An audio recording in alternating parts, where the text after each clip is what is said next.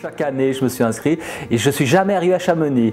Donc aujourd'hui, c'est la dernière, c'est la bonne. Parce que des amis m'en ont parlé. J'ai été d'abord assister à des ravitaillements, puis j'ai envie aussi d'essayer d'être de l'autre côté de la barrière. Ça sera la 5e tentative aujourd'hui. 2 échecs et puis 2 réussites à mon actif. Bon 50-50, on va dire.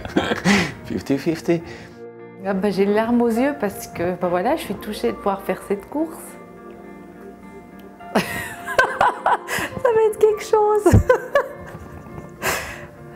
Et puis, On passe à la question suivante. je la fais avec une petite connotation toute particulière. C'est qu'il y a un mois comme aujourd'hui, mon papa décédait. Et il m'avait dit dans le courant de ce printemps, je viens te voir à la course. Ben, il ne viendra pas voir à la course, il viendra me voir dans la course.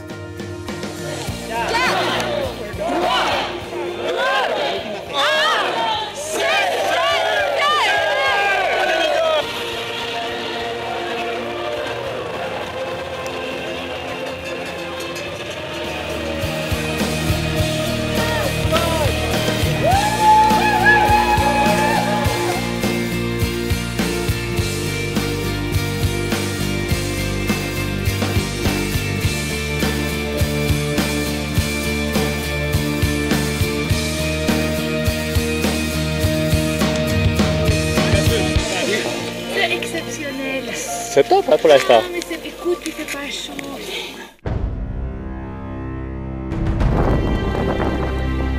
Allez, on y va, on y va.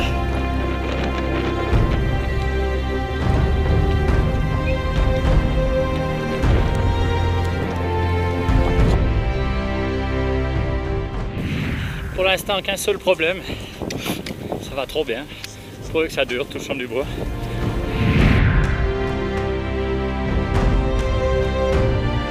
Ils sont dans le mauvais temps toute la journée, toute la nuit. Ils crèvent de froid, et puis ils sont là, puis ils sont de bonne humeur, et puis ils nous encouragent. Et puis... Non, c'est fabuleux. Les bénévoles dans ce genre d'émissions sont fabuleux. Ah, c'est beau.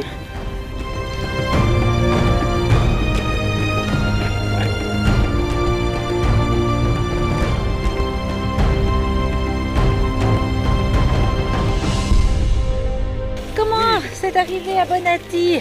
À pied. La première fois. Et là, on est prêt pour attaquer le grand col ferré, voilà. Tutto a posto, è la prima volta, sono contento.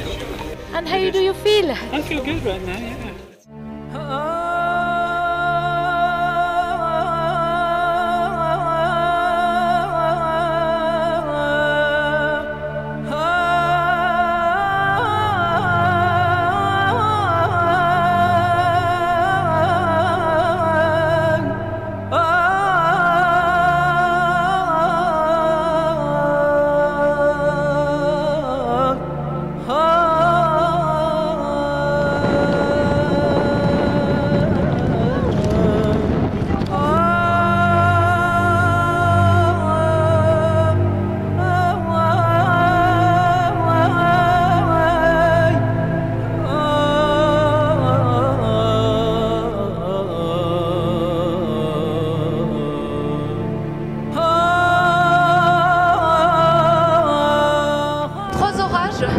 Du vent, 2-3 petits rayons de soleil, quelques cloques, mais là, la descente sur la Foulie, ça va être du bonheur.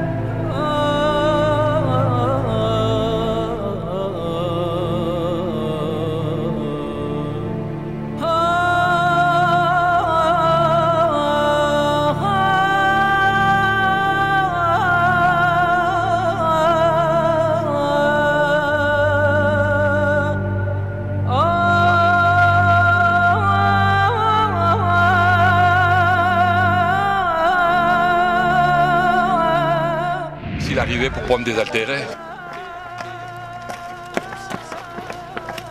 Là, je crois que...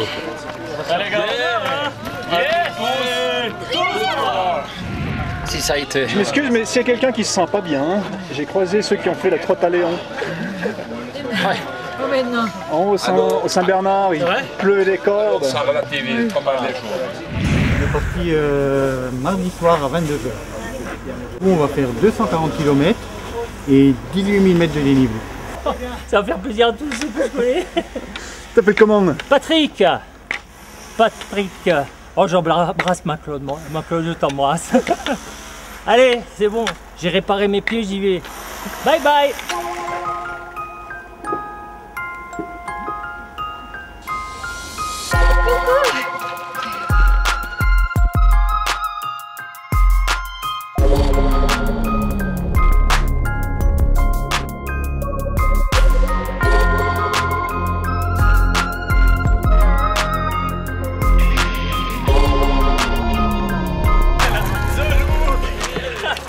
T'es déjà là? Allez, viens. Il y a René, elle est là, elle est derrière, elle est là.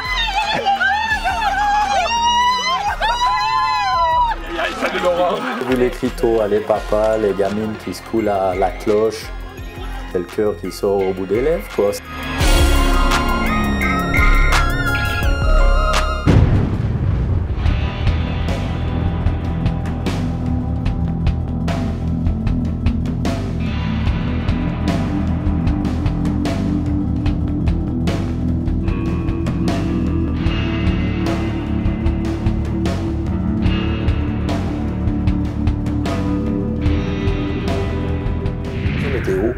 Nous n'y pouvons rien. Qu'il fasse 30 degrés ou bien qu'il fasse 5 degrés, c'est un impondérable. Donc fais avec et puis équipe-toi au mieux s'il fait mauvais, équipe-toi au mieux s'il fait beau, nourris-toi convenablement, puis fais ta course. Corinne a dit, la pluie sera ton amie. Alors j'en fais une amie, pas une ennemie. Je ferais bien de vendre mon chalet à la foulée et construire un triangle un peu plus loin, comme ça j'irai jusqu'au moins jusque là-bas. Ce salaud. Qui t'a dit ça? Un copain m'avait dit ça. J'arrêtais, j'ai fait 2 fois l'UTMB, je me suis arrêté à la foulée chaque fois.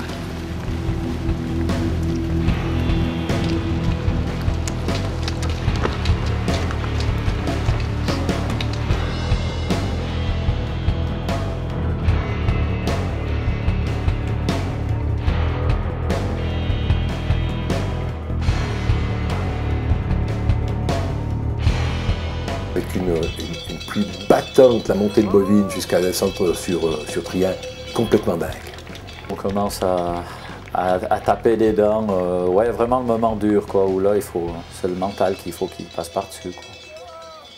Il faut savoir que les conditions sont catastrophiques, voire apocalyptiques à l'heure actuelle sur la tête au vent. Mais jusqu'à Valorcine, c'est potable. Donc vous pouvez repartir jusqu'à Valorcine, vous avez une probabilité de 50% de vous faire neutraliser à Valorcine.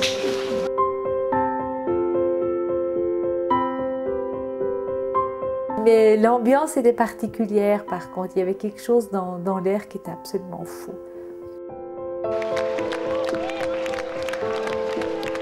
Ils ont eu raison d'arrêter la course, je pense, parce on prenait quand même beaucoup de risques. C'était extrêmement beau, très très glissant. Il y a tout qui se mélange, il y a tout le vécu de la course qui revient. On se dit voilà, c'est l'arrivée, c'est ce que j'espérais depuis des mois quand je me suis inscrite à cette CCC. Alors c'est vraiment beaucoup d'émotions. Puis de retrouver des amis juste à l'arrivée, c'était vraiment des rayons de soleil. Ma fille aurait franchement raison de me traiter de malade. Ça a peut-être été déjà fait, non? Qu'est-ce que tu penses de ton papa qui fait ça? C'est un malade. Pendant la course, je disais non, j'arrête cette connerie. Parce que j'ai plus de plaisir à un moment donné. Je me dis pourquoi se casser les pieds. Et puis comme toujours, 1 heure après, je dis oui, je reviendrai et j'irai au bout. C'est clair, c'est trop bien, c'est trop bien. On est à 2 heures du départ, qu'est-ce que tu voudrais lui dire? Je t'attends à Chamonix. Anne, elle n'est pas précieuse pour moi, elle est très précieuse. Elle vient, elle ne fait rien d'autre que gérer l'horloge parce que je lui dis dans 20 minutes tu me chasses. Elle m'apporte le matériel, elle m'apporte la nourriture, elle est là, présente. Je trouve que c'est du bonheur à l'état pur. Quand on parle de trail, on dit toujours c'est terrible pour ton corps, enfin ton corps il subit des trucs forts. Puis moi je dis mais c'est pas le corps qui subit des trucs forts, c'est le cœur. Puis je pense qu'on ne se rend pas compte de la charge émotionnelle que le cœur a durant ces moments-là. Puis je pense que c'est beaucoup plus fort que ce que le corps aura subi. Le corps il va s'en remettre. Le cœur il s'en remettra, mais je pense que le cœur il garde à vie.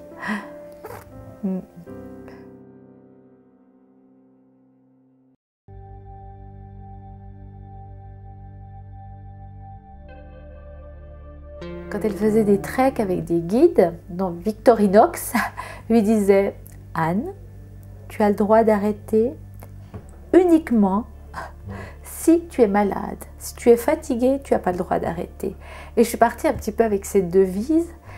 Et en fait, j'ai dû arrêter, pas parce que j'étais fatiguée, pas parce que j'étais malade, mais parce que les conditions de la montagne étaient là. Et je trouve intéressant. Donc c'est non seulement on doit s'arrêter quand on est malade, mais quand la montagne nous dit aussi que ce n'est pas le moment.